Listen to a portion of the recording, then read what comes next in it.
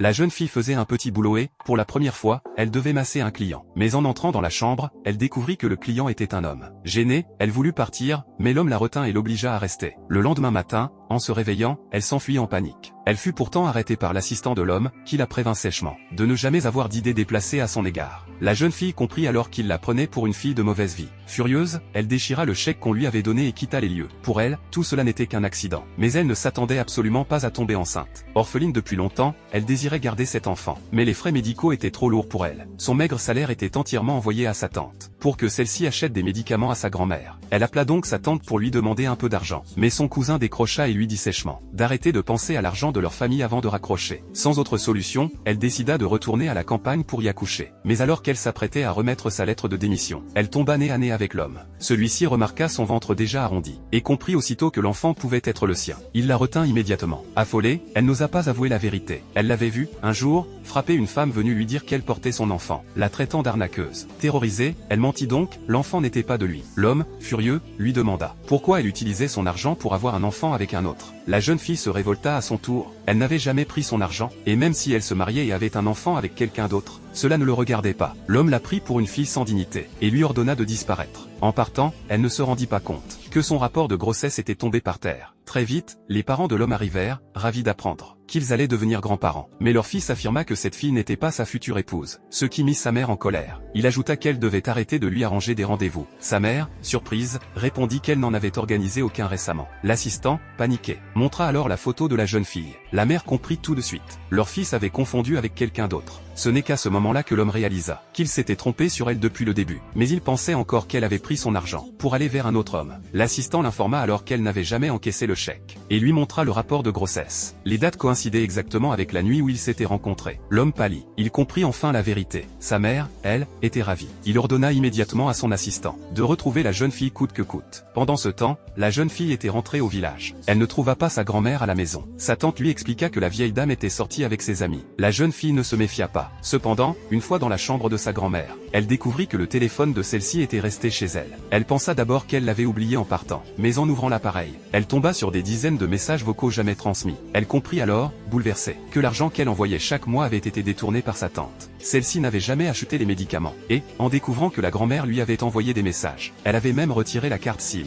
empêchant ainsi la vieille femme de la contacter. Au moment où elle réalisait tout cela, un souffle de vent fit tomber le drap blanc posé sur la table. Elle aperçut alors la photo funéraire de sa grand-mère. Elle comprit enfin, la vieille dame était déjà décédée. En entendant ses pleurs, la tante accourut. La jeune fille, décidée à rendre justice à sa grand-mère, prit son téléphone pour appeler la police. La tante tenta de l'en empêcher, et, dans la confusion, la poussa violemment. Le choc déclencha les contractions de la jeune fille. Mais au lieu de l'emmener à l'hôpital, la tante voulut l'enfermer pour cacher toute l'affaire. À ce moment précis, l'homme arrivait au village. En entendant frapper à la porte, le cousin plaça une main sur la bouche de la jeune fille. La tante assura aux visiteurs qu'il s'était trompé de maison. Alors que l'homme s'apprêtait à repartir, la jeune fille mordit la main de son cousin et hurla à l'aide. Sa voix parvint au jeune homme, qui ignora les protestations de la tante, et se précipita vers elle.